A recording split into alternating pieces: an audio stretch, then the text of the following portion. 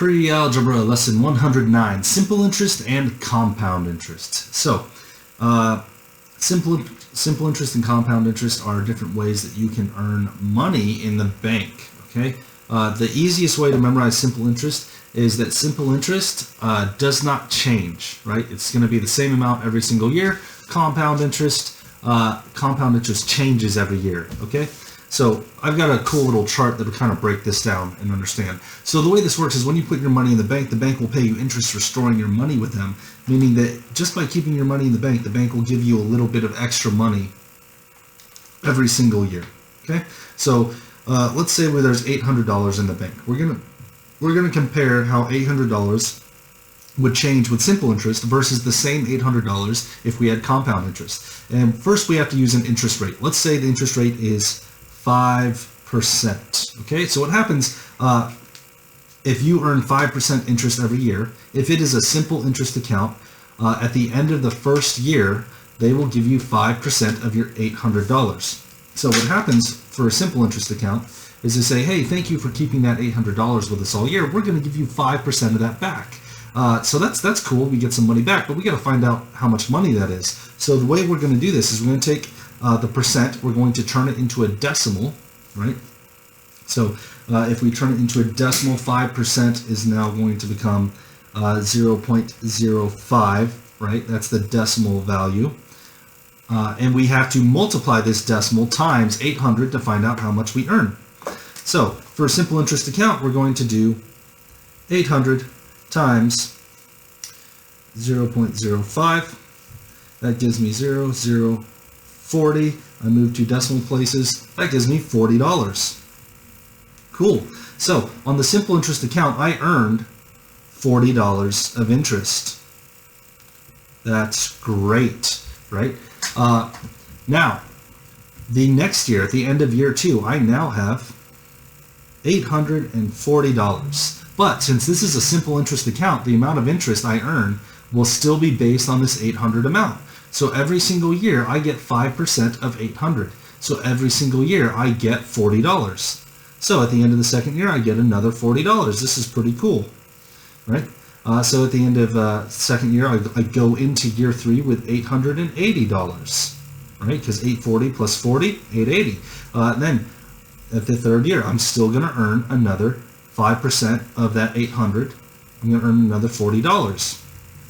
Okay, so simple interest is pretty easy. Once I figure out how much money I make on interest, I just add that every single year, right? And then at the end of the fourth year, I'll start out with $920, right?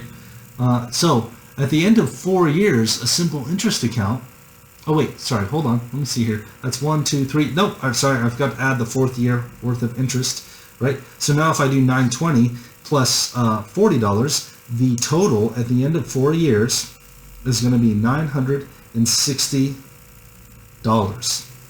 So in 4 years, my $800 turned into $960. That's how simple interest works, right? It's very, very simple. I find the interest rate once, and I add that every single year until I get my total, okay? So that's pretty simple. Now compound interest gets a little complex. But the complexity is good because you earn more money in compound interest. It's a little bit more math, but it's a good thing for us. We'll see how this works. So the way compound interest works is we're going to take our percent, 5%, we turn it to a decimal, and then we find out what 5% of $800 is. That's the interest we get the first year, right? So that's going to be the same math over here. I'm going to have 800 times 0.05. When I multiply 0.040, add the two, $40, right? So I've got $40 for the first year. Now, the way compound interest works is going into the second year, right? We're on year 2. Actually, maybe I should add these labels to the right side. There we go. That's much better. So going into the second year, I don't have $800 anymore, right? I've now got $840 because of that interest. The good thing about compound interest is that instead of getting the same old $40 like I did over here, they now calculate the 5% based on the new balance. So now that I've got $840, I don't only get $40. I don't only get 5% of 800. I get 5% of 840. So now I'm going to take 840, multiply that by 0.05. So That gives me 0, 20, 40, 42. All right, cool. So instead of getting $40 back, I got $42 back. That's pretty cool. So I got a little bit more. Great. Now, going into year 3, my total is going to be $840 plus 42. Once I add those, I end up with $882. Right? That is my new total going into year 3.